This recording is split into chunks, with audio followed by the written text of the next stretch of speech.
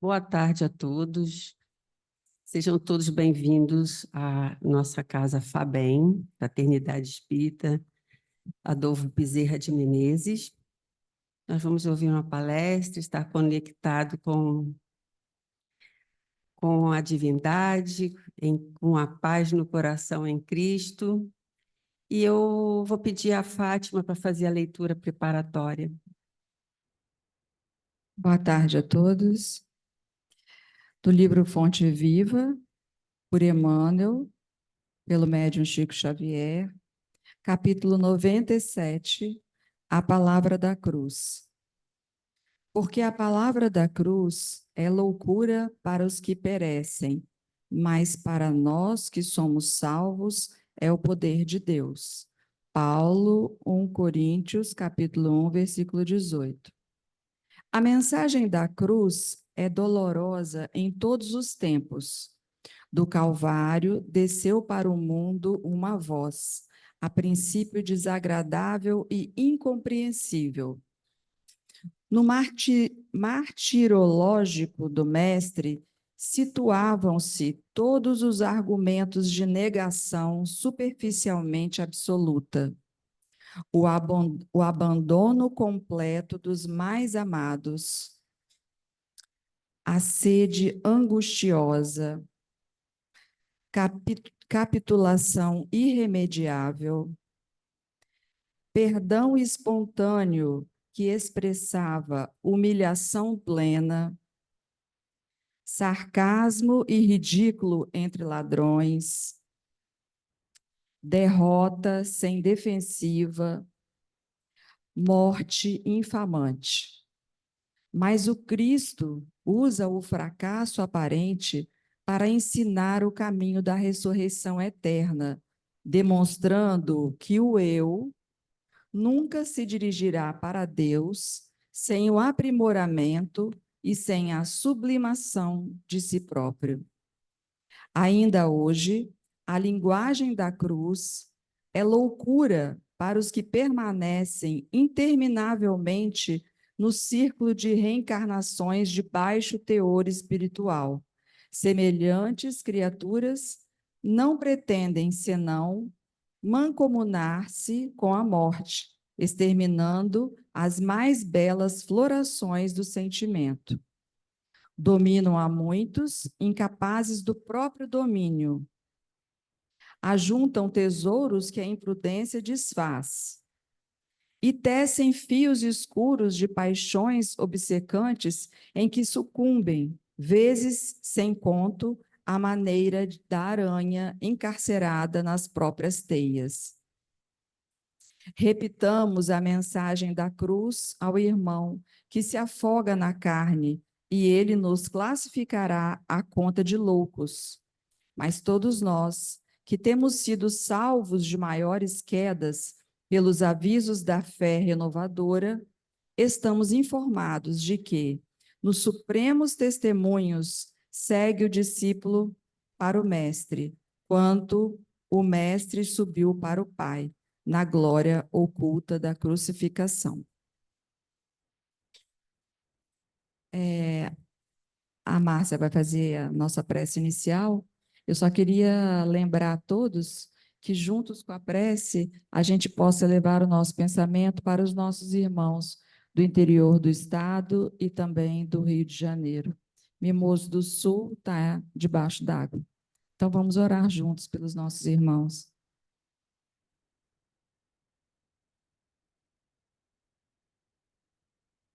Amado Pai Celestial e querido Mestre Jesus e espíritos amigos, agradecemos a oportunidade de estarmos aqui nesta casa para mais um momento de aprendizado. E pedimos a Ti, ó Pai, que inspire o nosso irmão André Palhano para essa palestra que, com certeza, escreverá em nossos corações um momento de paz, de serenidade, e de conhecimento. Que estejamos aqui conectados sob a tua luz, sob o teu amor, e pedimos as bênçãos pelos nossos irmãos que estão sofrendo a intemperança da natureza, que muitas vezes nós que provocamos.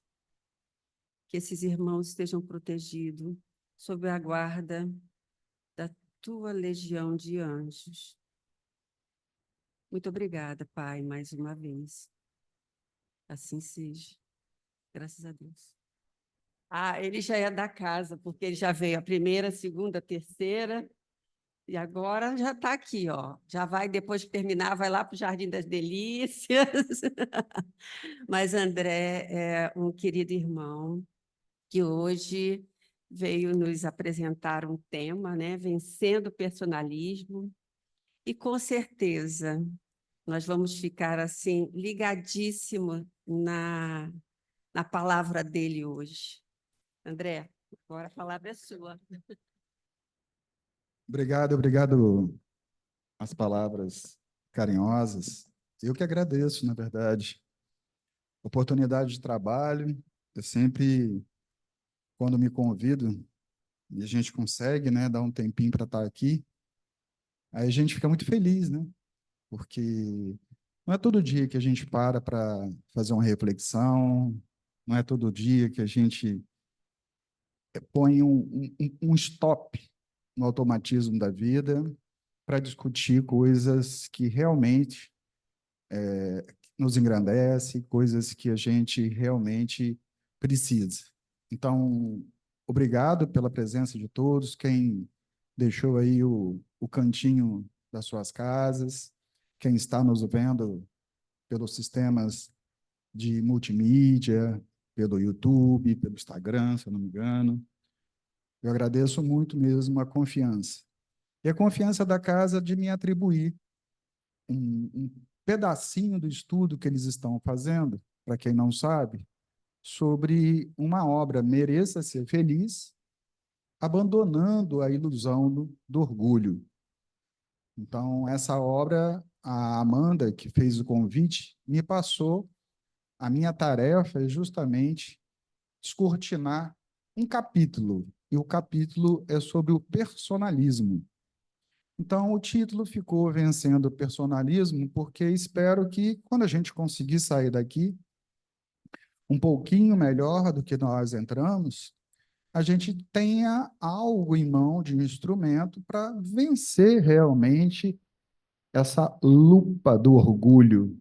É assim que o autor, né, a autora que psicografa através do Vanderlei, nos põe o personalismo, a lupa do orgulho. Mas antes de começar, a gente vai só para uma questão didática. Eu vou fazer uma divisão com vocês aqui para a gente não se perder no meio do caminho, porque a obra é totalmente embasada em cima do que o Kardec fala sobre orgulho, mas ao mesmo tempo a obra nos remete à psicologia, à filosofia. Então a gente tem que ter muito cuidado, que só temos 50 minutos para a gente não se perder.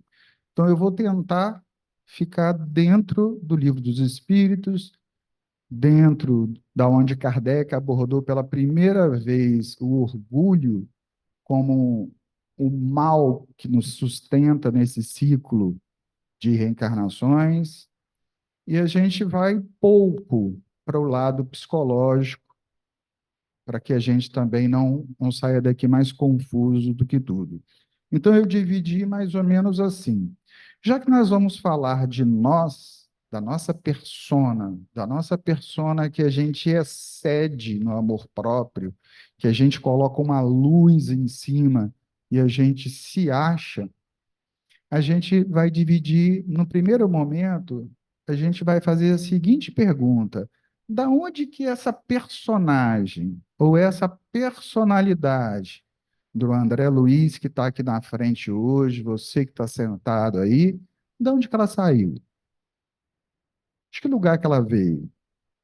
Ela é simplesmente a resultante da minha genética? é a resultante da genética, mais os encontros sociais. É genética, encontro social, mais o que eu aprendi na minha casa. Da onde que saiu essa persona? No segundo momento, a gente entra especificamente quando a Hermance, que é o espírito que psicografa a obra, nos fala do orgulho. E ela dá exatamente esse nome, a lupa do orgulho, né? Ela fala do personalismo como se fosse essa lupa.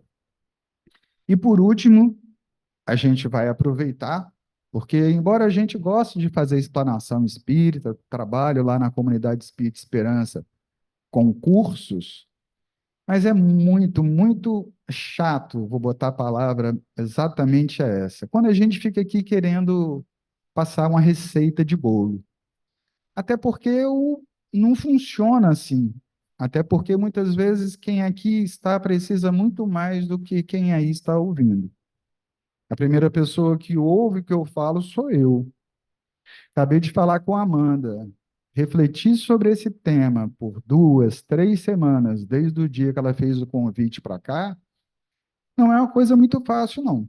Então, convido a todos para depois, estiverem com o livro na mão, mereça ser feliz, pegar o capítulo e tentar devagarzinho, linha após linha, palavra por palavra, tentar compreender aquilo e não só compreender, colocar aquilo em prática.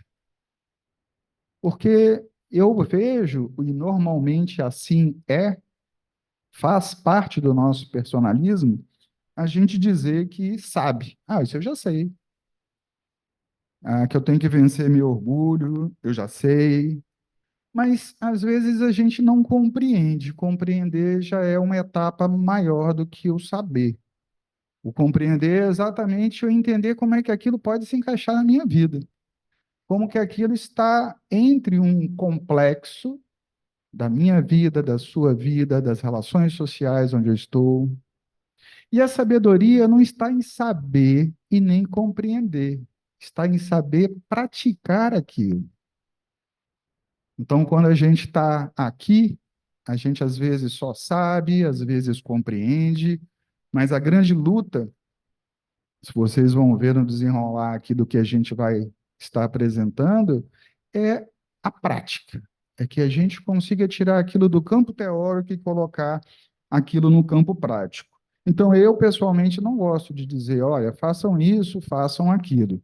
Mas como o capítulo que me foi pedido para explanar tem uma receita e uma receita de quem entende, eu vou utilizar então do discurso dela para a gente trocar aqui algumas situações que com certeza nós vamos nos encaixar. Eu vou pedir meu amigo aqui para trocar o primeiro slide, e o primeiro slide remete logo ao prefácio do capítulo. O prefácio do capítulo é uma passagem que o Kardec diz o seguinte: resumindo, nós só somos orgulhosos porque nós não temos ideia da imensidão da criação. Ele começa e termina assim. E nós vamos começar e vamos terminar nesse ponto. Então, eu trouxe para que a gente pudesse analisar essa imagem, uma imagem bem recente, né, que foi colocada à disposição aí de uma série de imagens. Cada pontinho desse aí é uma galáxia. Isso aí é chamado de universo observável. A gente mora numa delas. Só para ter uma ideia do que seja esta fotografia, que traz mais ou menos hoje uma estimativa de 100 a 200 bilhões de galáxias, isso aí é equivalente à cabecinha de um alfinete. Então, vamos imaginar que você tem um alfinete na mão, você distancia o alfinete dos seus olhos. Se você olhar a cabecinha do alfinete e fotografar, é isso aí. Então, do que a gente observa, nós estamos imersos nessa criação.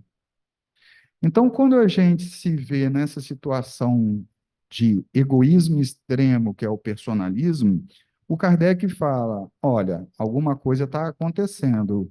E a irmã vai chegar no final e vai dizer que é desídia da nossa parte não conhecer, não estruturar um pensamento e olhar e dizer, olha, onde que eu estou?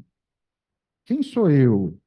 Então, para ficar mais fácil para a gente entender, porque mal a gente consegue compreender, às vezes, geograficamente, a distância daqui para cidades que a Márcia falou aqui do interior, que estão sofrendo aí com as chuvas, só para a gente entender, o nosso planeta, em razão da nossa pequenez, já é uma coisa gigantesca. Nós temos aí as pautas ecológicas, mas se o planeta Terra resolver sacudir, como um cachorro sacode para tirar os pingos de água, a gente some. Não deixa nem vestígio. A gente sabe disso. Então, o nosso sistema solar é um sistema solar da Via Láctea. Então, naquela foto anterior, que tinha quase 200 bilhões de galáxias, então tinha quase 200 bilhões de Via Láctea. Cada uma dessas galáxias tem centenas de bilhões de sóis. E cada sistema solar pode trazer consigo planetas. Então, a dimensão da criação é algo que a gente não consegue entender. E se a gente for seguindo ali, a gente se perde. Porque a nossa galáxia está dentro de um grupo local, esse grupo local já está dentro de um conglomerado maior, e, na verdade, se a gente pudesse ampliar, a última figura, aquele cubo ali, seria o universo observável. Ou seja, quando a gente fala em ser apenas uma manchinha de carbono, ninguém está sendo modesto demais, não. É isso que nós somos. Então, quando a gente diviniza o eu, a pergunta que o Kardec fala é: quem é esse eu perante a criação todinha? Então, a gente vai começar mais ou menos assim. Da onde que esse eu aparece? Vou pedir aos meninos aqui, da onde que esse eu aparece? Então, sem entrar no campo muito da psicologia, o que que a gente aprendeu com a doutrina espírita? Que nós somos uma centelha da consciência divina, ok? Que nós temos, vamos dizer assim, um caminho pela frente, e nós nos manifestamos em várias direções. Nós nos manifestamos tentando com que esse princípio, que o Kardec chamou de princípio inteligente, que o oriental vai chamar de Atman, a centelha divina que mora dentro da gente, ela simplesmente se manifesta no mundo, e digo o mundo de várias dimensões, até mesmo a necessidade de manifestar-se no plano físico.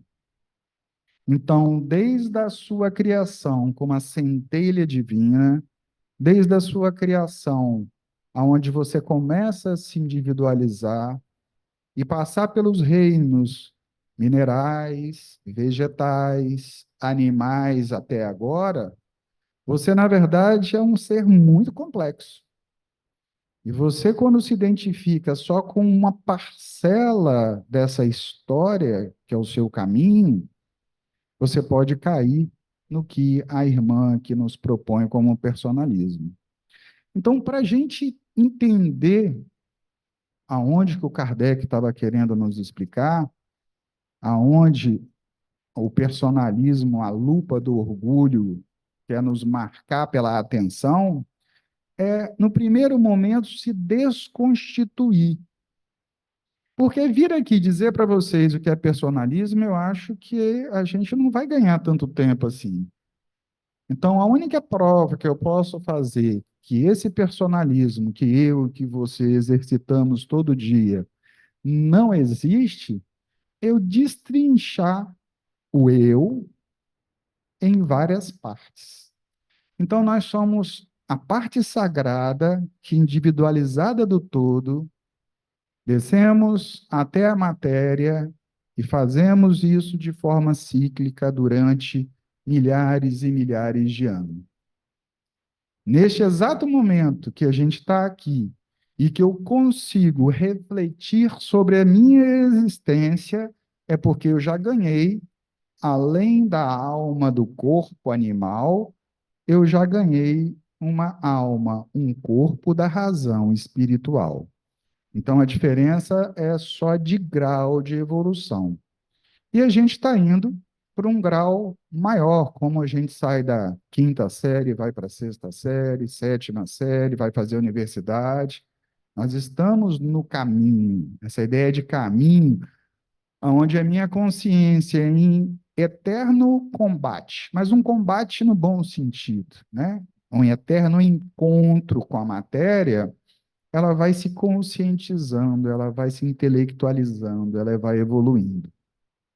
Então, nesse primeiro momento, a gente já descobre que esse Atma, esse espírito ainda com E minúsculo, quando ele se individualiza, ele forma o que nós chamamos de uma mente.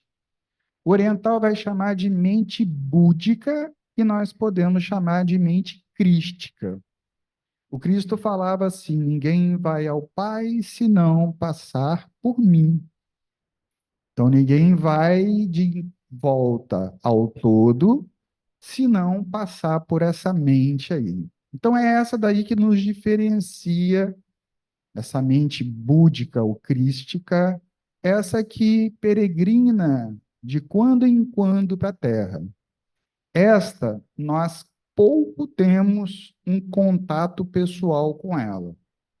Eu peço depois que vocês façam esse exercício. Toda vez que vocês estiverem na discussão ou num conflito de fazer alguma coisa e a voz da consciência te, te fazer, se fizer ouvir, né? Imagina que aquilo é uma voz muito embaçada, é uma voz cheia de ruído, mas é você, o seu eu maior, o nome que você quiser. Eu adoro o nome O Peregrino, porque é ele que vai de vida em vida. Então, ele vai chegar agora na vida e vai se constituir. Mas este, nós não sabemos, nós só temos contato através da consciência que nos fala. Esses dias, vendo um relato de EQM, de uma moça que não teve nenhum contrato com a doutrina espírita, mas que descreve regiões do umbral, como se fosse o André Luiz em nosso lar. Ela disse que ela foi socorrida. Em determinado momento, ela viu um ser de luz conversando com ela. Aí ela falou: ué, meu corpo está ali, eu estou aqui. Quem é aquela que está conversando ali com Jesus? Porque para ela estava conversando já com Jesus. Tudo bem, não vamos entrar nesse detalhe. E ela ficou, ué, e pelo jeito que ela está conversando com o Espírito de luz, né, com Jesus, no caso, eles se conhecem. Ele está chamando, puxando a orelha dela. E ela não entendia. Olha que legal. Então, ela num plano extrafísico, ela conseguindo ver essa mente que peregrina de reencarnação em reencarnação. Daí a gente sai dessa parte mais espiritual, vamos dizer assim, e a gente passa para o nosso métier físico.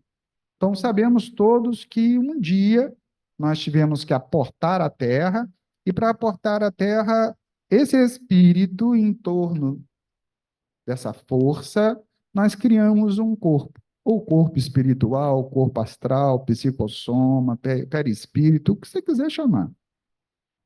Esse envoltório que o espírito usa para se individualizar e para atuar no mundo. Quem é da área dos estudos aí de mediunidade, de doutrina espírita, sabe que esse corpo é aurido das energias do planeta que você tem que trabalhar.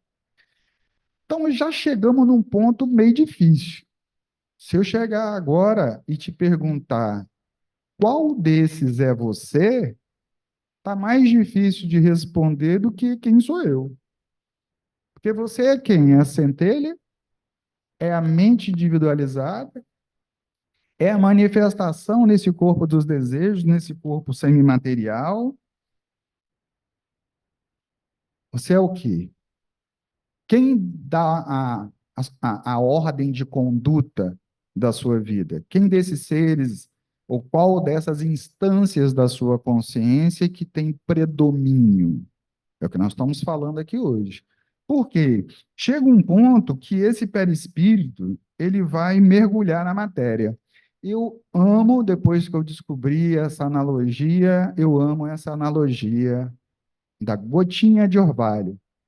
Ela se condensa e logo quando vem o começo do dia, ela se desfaz. Amanhã tem de novo, e de novo, e de novo. Então, a nossa efemeridade da passagem que nós temos aqui na Terra é mais ou menos essa gotinha. Vamos só imaginar uma Terra com 4,5 bilhões de anos, você fica aqui em média 70, 80, 90 anos. É uma gotinha de orvalho, né? E é uma gotinha de orvalho, então, que se materializou. Dentro daquela gotinha tem a centelha divina, a mente individualizada, o peregrino. Dentro daquela gotinha tem a parte perispiritual do seu corpo espiritual, do seu psicossoma. Tem o seu duplo etéreo, aquele que demanda energia, demanda vitalidade. E no final você se materializa nesse mundo dessa forma. E exatamente nesse momento, já que nós acabamos de atingir a idade animal, é que a gente começa a ter a desídia que a autora nos aponta. Por quê? O que que acontece logo em seguida a essa materialização, na hora que eu venho ao mundo? E eu gosto muito dessa analogia porque a teia de aranha, ela mostra que você tem que ir para todos os cantos. Essa ideia também de que a gente vai saindo do ponto A para o ponto B, do ponto B para o ponto C, para o ponto D, é uma ideia bem simplista, né, gente? Nós não sabemos. Pelo que tudo indica, se a gente for estudar casos de reencarnação, às vezes você está no ponto A, no ponto B, você vai ter que voltar lá para o ponto X, dar uma volta aqui e aparece lá no ponto Z. Então, não é tão linear essa história de evolução. E a segunda coisa da analogia é que não existe uma gota de orvalho. Nós somos. Nós materializamos a centelha divina e, como tudo ele se encontra, nós também temos essa conexão com tudo. Nós não temos uma gota de orvalho, mas nós temos gotículas de orvalho que se formam de quando em quando. Nós estamos nessa geração aqui, deste momento do planeta Terra. Já devemos ter passado por aqui várias vezes, já com certeza viemos de outros cantos, né? Porque o Kardec mesmo, no Livro dos Espíritos, nos indica que quando a gente atingiu a maturidade da razão, não foi aqui. Então, aquela peregrinação até chegar ao humano não se deu aqui na Terra. Então, a maioria, né, a maioria não, né? Todos nós que estamos aqui, nós viemos de algum lugar. Então, se a gente passar agora, só para uma questão de imagem, para ficar mais fácil, nós vamos chegar agora na formação da mente atual. Então, o Emmanuel tem uma frase muito bonita que ele fala que a mente é um campo em torno da nossa consciência. Ele chama de mente, então, esse conjunto, esse entorno, esse campo, aonde a nossa consciência consegue interagir. Então, a nossa consciência, além de poder captar do meio, ela processa esses dados e esse conjunto de memória, de reflexões, de cálculos, se forma em torno da consciência. Então, ele dá esse nome aí de mente. E nossa mente humana, na verdade, ela se forma dessa maneirinha aí, ó. Um pouquinho é a família, um pouquinho são os nossos círculos sociais, religiosos, estudantis, um pouquinho é a genética. Não sei se aqui já fiz, mas em Elos da Reencarnação, o Leon Denis diz que quanto mais aferrado ao animal, mais submetidos à genética. Quanto mais livres e soltos, menos submetidos à genética. Então, essa mente humana é uma construção para aquela gotinha. Essa mente humana não é sua. É sua só durante o momento que você é a gotinha de orvalho. Você vai dispensar ela logo, logo. Ah, mas André, eu não vou dispensar, não. Ah, não vai dispensar? Então convido aí às reuniões mediúnicas para a gente conversar com os nossos queridos que partiram daqui e não dispensaram a mente humana e continuam presos. Em Evolução em Dois Mundos, André Luiz fala que são de três, dois ficam aqui presas ao nome, à família, à propriedade, à raça, etnia, time de futebol, ideologia, o que você quiser. 2/3 ficam presos a essa mente aí. Então, a primeira coisa é que a gente entenda de tudo que está nessa mente tem que ser instrumental. Instrumental de quem? Daquela centelha divina que peregrina de vida em vida. Se você chegar aqui e olhar invertido, você vai fazer o sistema de valores que eu vou dar prazer a essa mente humana, porque aí está tudo tranquilo. E a gente sabe que isso não funciona. É o que foi chamado de personalismo. Então, como é que essa mente, ou esse ego, ele se manifesta? É só lembrando, né, que a palavra persona é a máscara, né, que nós criamos para essa existência. Então, eu crio lá um nome, eu crio lá um conjunto de valores e atributos para viver. E a gente vai ver que não tem nada de mal. É necessário que eu esteja centrado em mim, que eu me subsistenha para que eu consiga vencer. Nós vamos ver que o erro está no excesso que nós damos aí a essa formação. Então, quando nós falamos da formação da personalidade, então a gente pode juntar esses atributos. Atributos genéticos, aqueles que eu aprendo com o meio que eu convivo, ok? E aqueles que a educação vai me dar, aqueles que eu vou buscar.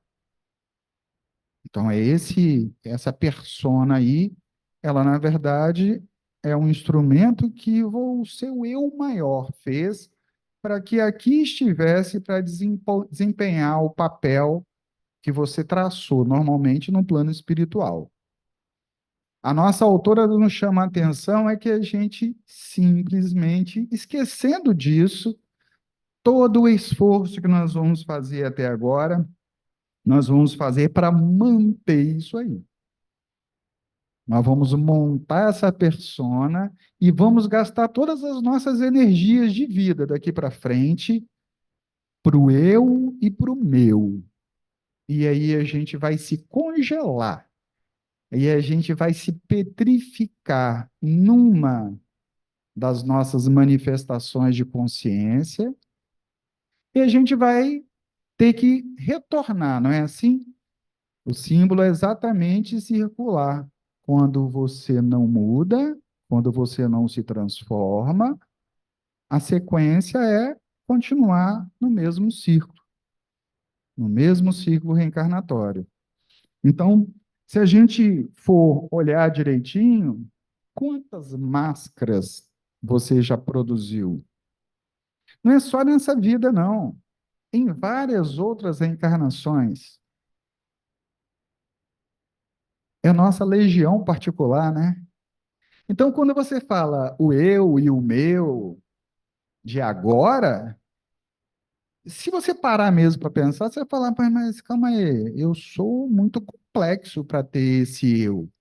Esse eu de agora, ele assenta sobre toda uma estrutura muito antiga porque eu já construí diversas personalidades.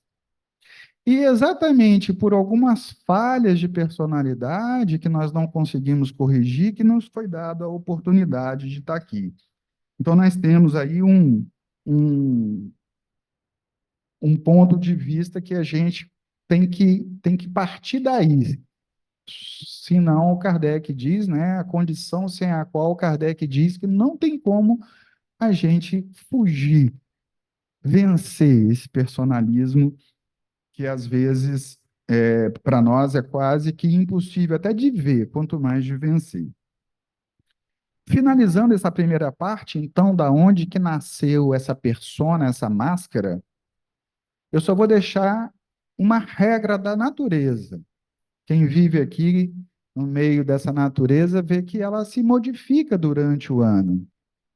E a gente perdeu esse contato com a natureza há muito tempo e a gente acha que nada se transforma. Eu queria que alguém chegasse e falasse: André, eu refleti e eu descobri algo que não se transforma. E, na verdade, isso não existe. A única coisa permanente que existe é que tudo se transforma, tudo é impermanente. Então, embora você tenha construído uma mente, um ego, uma persona para se manifestar, ele já não é mais igual. Ou alguém aqui é igual àquele bebê que nasceu? Ou alguém aqui é igual a quem você era no ano passado? Nós vamos perdendo até o corpo físico pelo caminho onde vamos andando.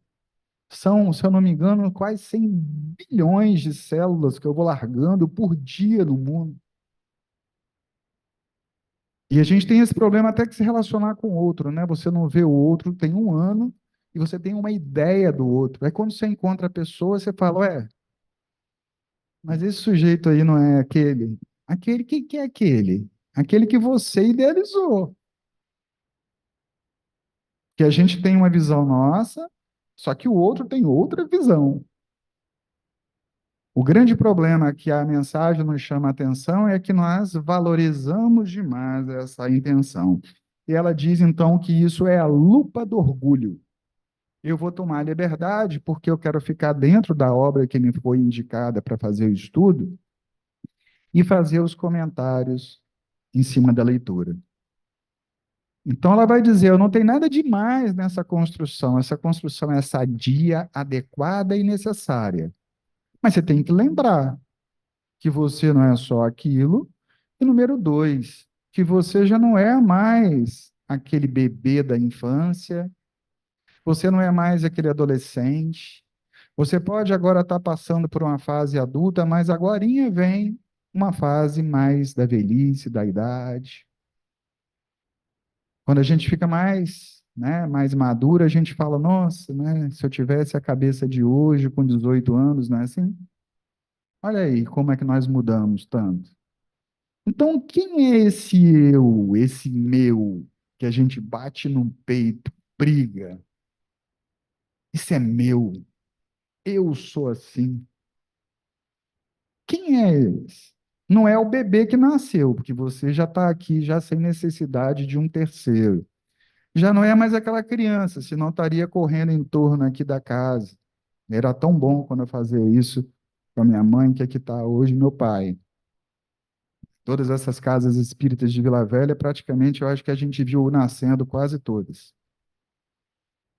Se a gente fosse adolescente, a gente também, pela idade geral aqui, a gente estaria com outras expectativas para um sábado à tarde. Então, quem é esse eu? Então, a irmã você vai dizer o seguinte, que a lupa, ou a lupa do egoísmo, né, o personalismo, é um estado no qual a mente está mais voltada para o ego do que para os ditames da consciência. Pronto, agora a gente já entendeu. O ego é a manifestação na matéria e os ditames da consciência é a minha centelha divina, é ela que está em evolução. É lógico que estamos todos interconectados. Mas a irmã já vem dizendo, ó, a gente tem uma dissociação cognitiva entre o eu agora e o que realmente é minha consciência. Ai, mas isso aí, André, é muito abstrato, eu não consigo. É difícil mesmo. É difícil porque amanhã você acorda, o eu quer tomar café, o eu quer descansar, não é assim? O eu precisa de fazer as necessidades fisiológicas. Tá vendo aonde o patamar que está meu eu? O eu precisa de propriedade, de dinheiro, de posse, de título. E você vai fazendo com que o eu fique tão forte, mais forte do que a consciência.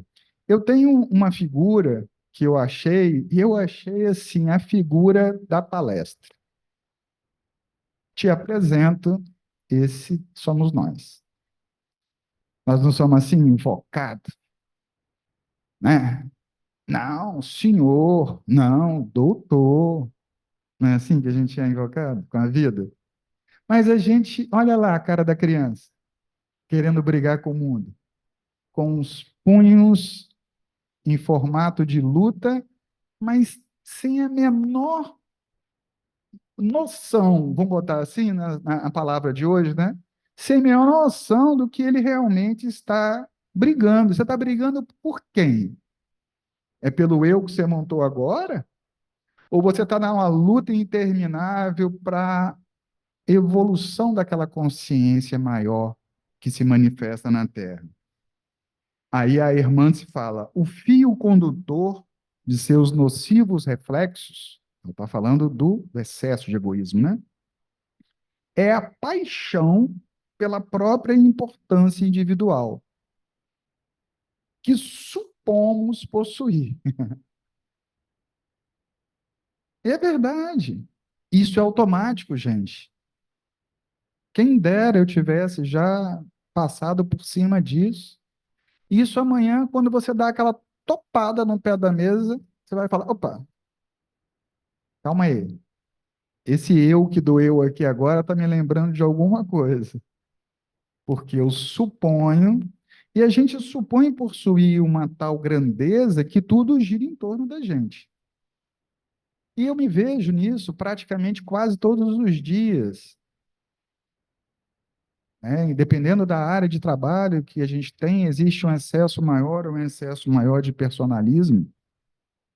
E por isso que eu até brinquei hoje na entrada, eu falei, esse desafio da tarefa da palestra de hoje foi muito engrandecedor, porque eu comecei a me vigiar.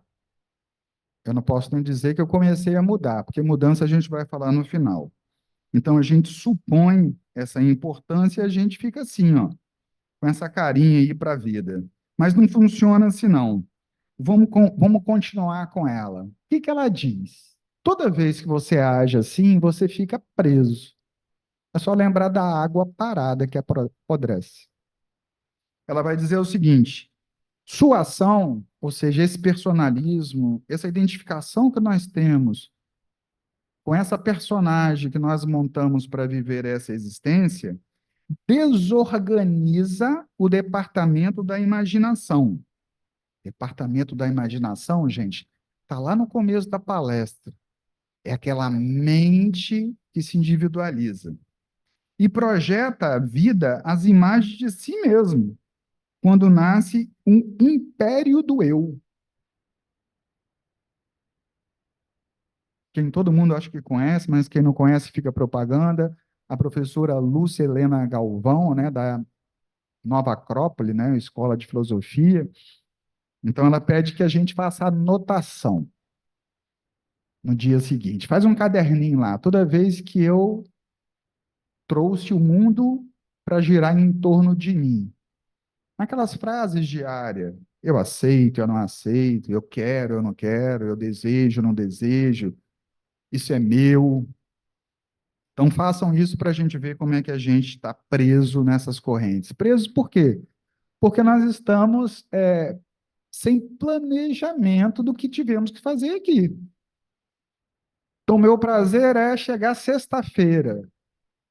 Porque sexta-feira eu não trabalho, eu posso fazer o que eu quiser ser sábado, domingo. algum problema está acontecendo.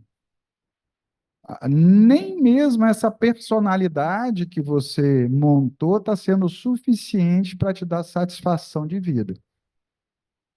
Porque se você precisa chegar no final de semana para se satisfazer e sentir algum tipo de satisfação, é porque o resto da semana deve estar horrível. Mas tem a parte aí que a gente vai ver que é uma parte boa, para a gente também não sair daqui achando que nós temos que ser desapegados de tudo e não termos uma personalidade própria. Então, a mensagem diz que ninguém está imune a isso. Por que que ninguém está imune? Eu preciso, desde o começo de vida, estar centrado para conseguir perpetuar a minha existência. Tem hora que eu preciso, não, eu tenho que comer isso aqui, eu tenho que me alimentar, eu tenho que ter prazer, eu tenho que ter isso aqui, eu tenho que ter convívio, relações sociais. Vamos pegar um exemplo maior do que a gente realmente às vezes precisa disso? Nós precisamos de uma crença em comum para existir, como humanidade. Se vocês não perceberam, nós somos os animais mais impróprios para viver aqui na Terra. O animal mesmo nasce, bate no chão, sai andando, não é assim? A gente tem que ter o maior cuidado com a criança até ela chegar a um certo ponto. Então, estar autocentrado foi o que nós aprendemos a vida toda. Você tem que estudar, você tem que trabalhar, você tem que ter condição de subsistência, você tem que tomar cuidado com o seu corpo, com sua saúde, com o que você. É o eu, mas esse eu aí é o lado bom do personalismo, né? Que ela está dizendo aqui. Ninguém está imune a isso. Esse personalismo, então, constrói psiquicamente a identidade pessoal e a social. O problema que ela fala é o seguinte, é o excesso. Ela diz o seguinte, ó, o problema é que a importância que nos demos está em excesso. Nós perdemos o controle. A gente perde o controle. A gente só vai lembrar disso quando a gente está sentado aqui ou lendo um livro. Quem tem a disciplina aí de estudar todo dia, ler um livrinho todo dia, falar, puxa, tem 2 meses, 3 dias e 5 horas que eu só lembro de mim. Pouco, né? Na verdade, é quase tudo, né? Então, ela diz que essa questão aí do centro de tudo, ela bota assim, que a gente perde o controle e isso se torna um vício. E a gente volta, então, ao automatismo. Aí você sai daqui, você dorme, você acorda, amanhã as demandas te assaltam a porta de novo. E quais são as demandas? As demandas do corpo físico, em primeiro lugar. Tudo bem. Mas tem 24 horas o dia. Você não pode demandar o corpo físico 24 horas, concorda?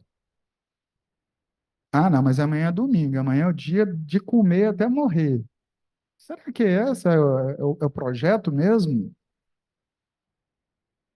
Então, o que ela está pedindo aqui é que a gente não se vicie nesse encontro que nós temos, porque esse corpo material, essa mente material, ela é insatisfeita por natureza.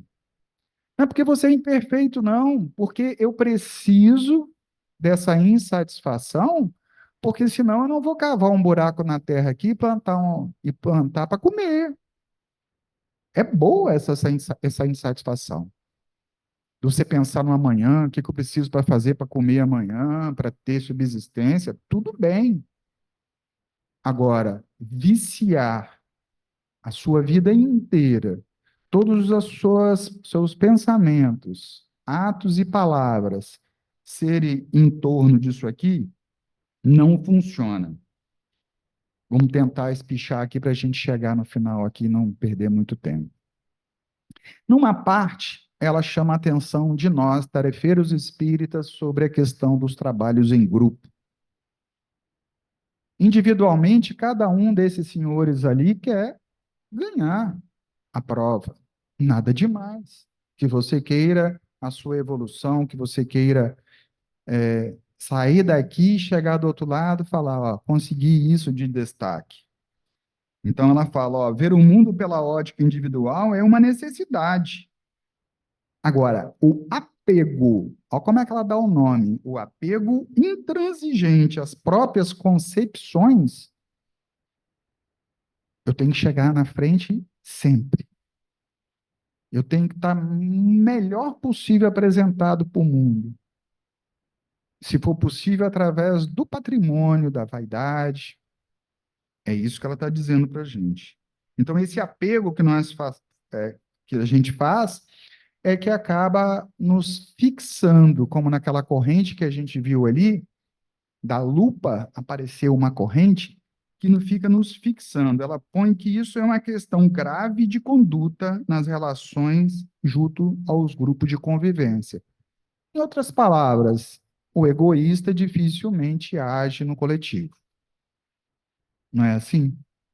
Ele vai ter dificuldade de interagir no coletivo. Ele, às vezes, vai se esconder, e ela vai dizer isso aqui para a gente. Então, a gente pode fechar esse segundo momento, para a gente já ir para o terceiro e último momento. A gente fez o ego nascer, nós viemos lá da centelha até a materialização do espírito na carne. A gente viu a irmã da mesma tonalidade, da mesmo tom do Kardec, nos dizendo que o orgulho ainda é o que nos sustenta aqui, é o nosso super bonda, que nos garante a próxima passagem para a Terra. E essa expressão que eu coloquei aqui, eu queria que ficasse também marcado muito na cabeça de vocês, porque uma âncora, quando está a serviço de um bom marinheiro, que conhece toda a região, que conhece os ventos, faz ele ir para onde ele quiser. Só que existe a âncora que nós fazemos que nos impede de evoluir. E essa âncora a gente pode trocar pela palavrinha que ela usou, que é a palavra pelo apego. E aqui eu já começo a desmotivar qualquer um a continuar com essa ideia de personalismo. Sabe por quê? Vamos lá. Para ter um personalismo, para ser um super-eu, eu tenho que me apegar a um monte de coisa desse mundo. Só que eu não dou conta. É como se eu fosse tiver que fazer malabares aqui. Eu não tenho como fazer isso. Eu não tenho como satisfazer 100% de todas as minhas aspirações. Então eu começo a me apegar a pessoas e coisas. Você pode ver que no seu dia a dia todo mundo aqui faz igualzinho. Eu me apego a pessoas e coisas. E qual é a minha reação? Eu tenho atração àquilo que me dá prazer e tenho aversão àquilo que me causa sofrimento. Interessante, né? Os bichinhos da natureza também. E eu ajo nesse automatismo o dia todo, empurrando aquilo que eu não gosto e trazendo para mim. Olha a energia que eu gasto. Então, esse apego me traz possessividade, e essa possessividade me traz uma sensação de desconforto pessoal e de medo. Nós estamos no segundo ou terceiro país do mundo que mais consome ansiolítico, que é o medo antecipado. Medo de perder o que não tem. Eis o problema. Você está com medo de quê? De perder. Perder o quê? Perder o quê? Eu botei o despertador para não parar de falar, tá, gente? Tem gente que começa a falar, não para, não. Então, esse ponto é primordial. O que você está fazendo com a sua âncora? Manobrando o seu barco ou fundeando ele cada vez mais? Você pode colocar a âncora e mudar o roteiro, utilizar o vento melhor. Agora, fundear o barco para sempre, infelizmente, isso vai se dissolver, não é assim? Tudo que é sólido se desmancha no ar e daqui a pouco se repete o ciclo. Nós vamos ter um novo barquinho aí. Então, agora, diretamente do livro, as receitas que a nossa benfeitora nos dá para que a gente possa sair daqui, pelo menos, com uma cola. Porque tem gente também assim, quando a gente fala, eu não vou falar nada de receita de bolo. Eu fui na palestra espírita, a pessoa não disse nada que eu tinha que fazer. Ou quando a gente fala O cara foi dar lição de moral lá na frente. Então, de novo, aqui é a irmã que está falando para mim e para vocês. Eu só estou expondo. Então, ela diz o seguinte: eu fiz uma compilação aqui, que são muitos, quem já leu o trecho, né? Ela diz o seguinte: na hora que você for emitir opiniões, já que a gente interage com o mundo, você não pode ter a ideia de que sua opinião é melhor do que todas.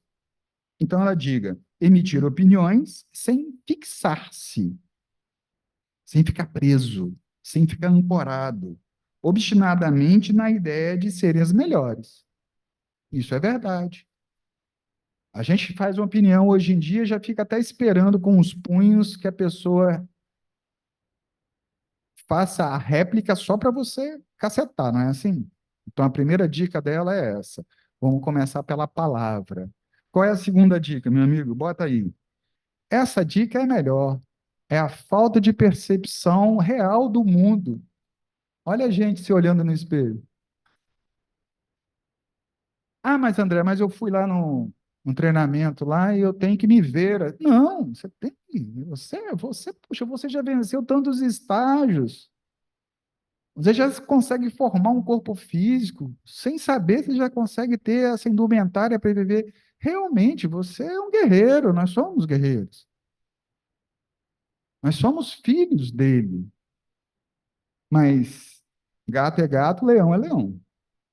Não tem o que discutir. Então ela diz o seguinte: aprender a discernir, ver melhor, ver a real, os limites entre convicção e irredutibilidade nos pontos de vista.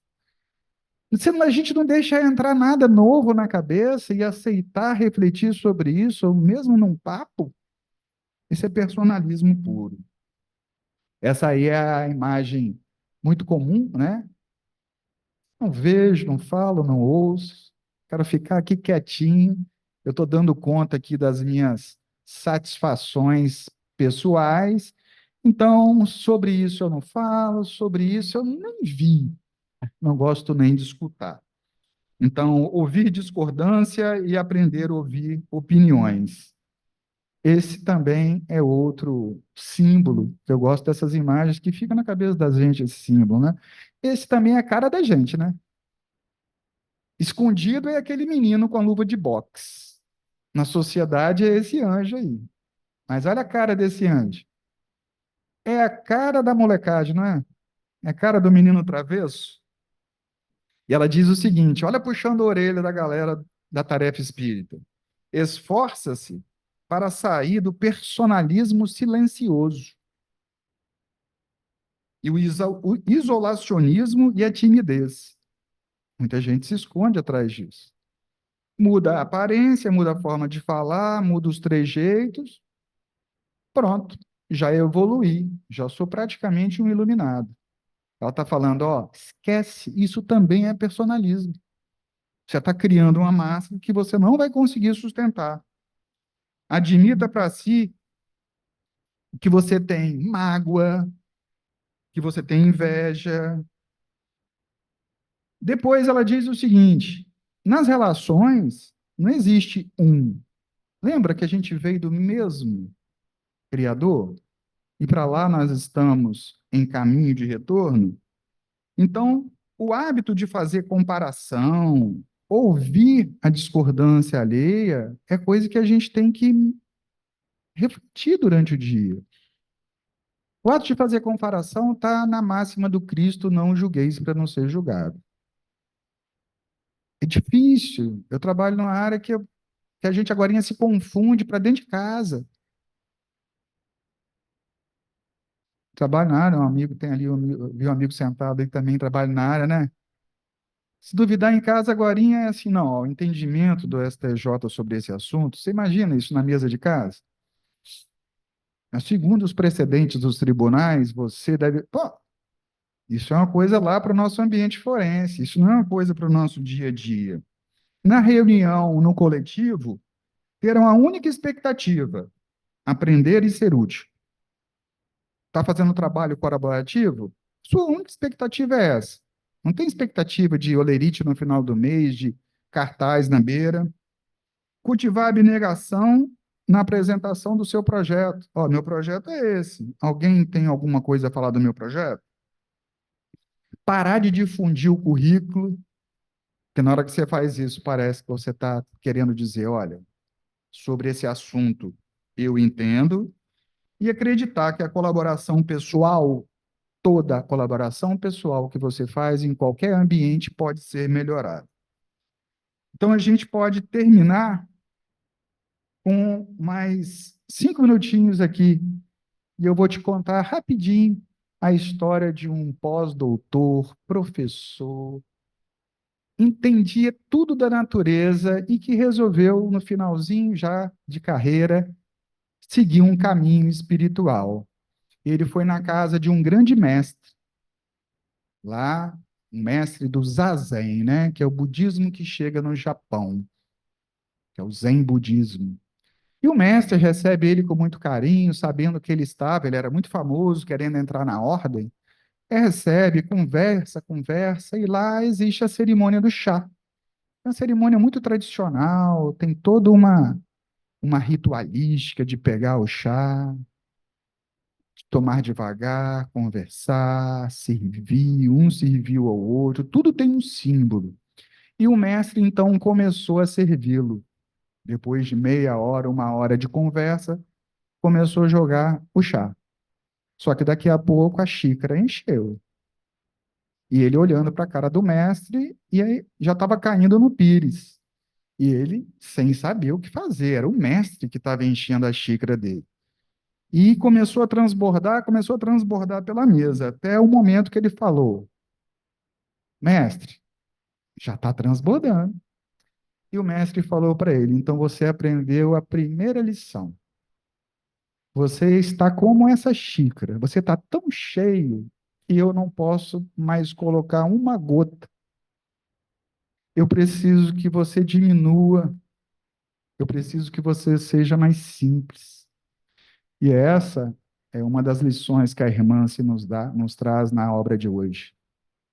A simplicidade aqui é a capacidade de aprender, de estar vazio para o novo, estar vazio para os desafios, ter curiosidade. Poxa, o André hoje apresentou um monte de coisa que eu nunca vi, vou correr atrás disso. Nós temos hoje um computador na mão. A maioria de nós aqui veio da máquina de datilografia, sem querer falar as idades, né? Então vamos terminar?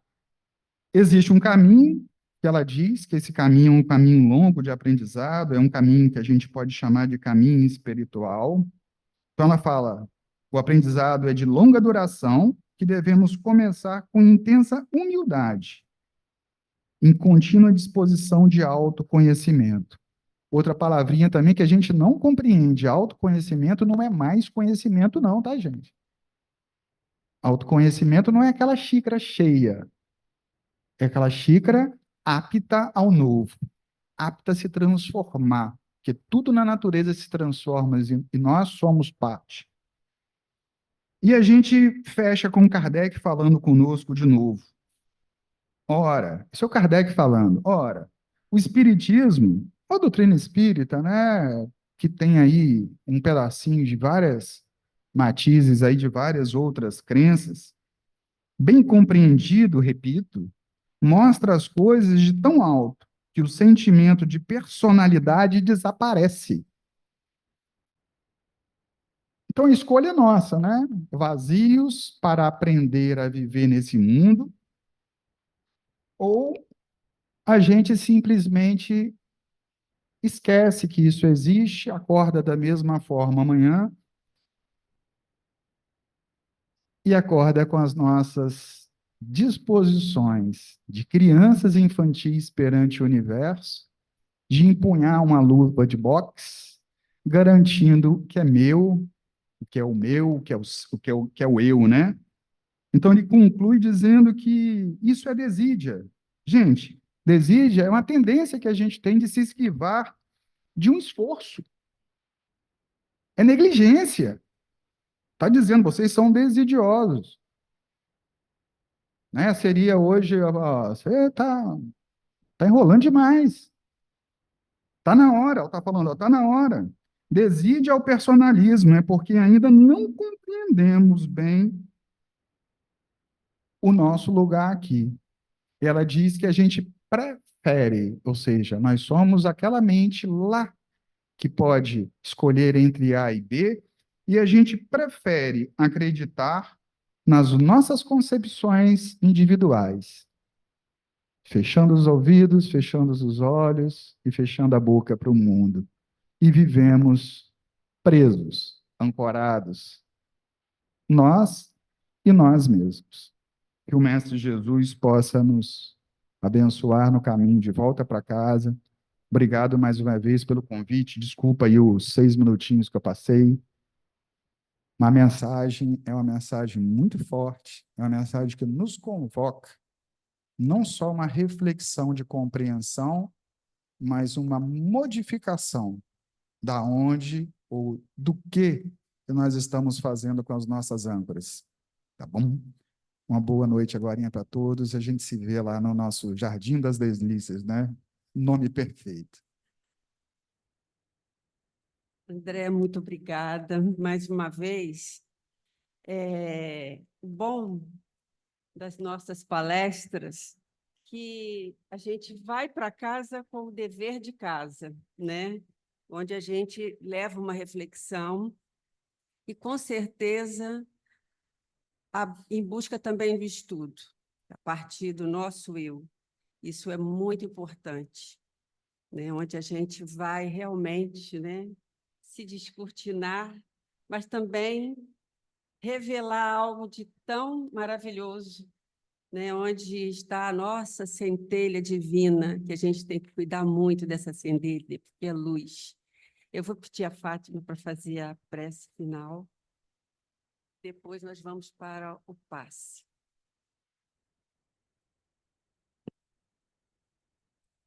Deus, nosso Pai de infinita bondade, Jesus, nosso irmão, nosso mestre querido, Maria, nossa Mãe Santíssima, a espiritualidade amiga que governa a Fabem, aqui vai o nosso agradecimento por mais uma semana que se encerra e por outra que inicia. Obrigado ao nosso anjo da guarda que está sempre conosco e pedimos que possamos nos lembrar cada vez mais de levar o nosso pensamento, de conversar com esse amigo, porque com certeza não ficaremos sem resposta.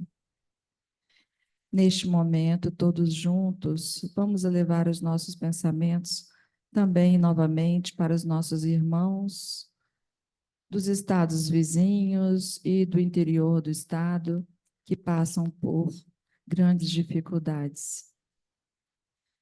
E assim, mestre querido, que possamos retornar aos nossos lares, levando esse sentimento bom de que temos chance de nos consertar, de nos melhorar, porque foi isso que essa palestra maravilhosa nos fez sentir. Temos muito ainda que nos corrigir. Abençoe, Senhor, a família do André Palhano, abençoe o André Palhano para que ele possa levar o teu evangelho a muitas outras casas, que assim seja.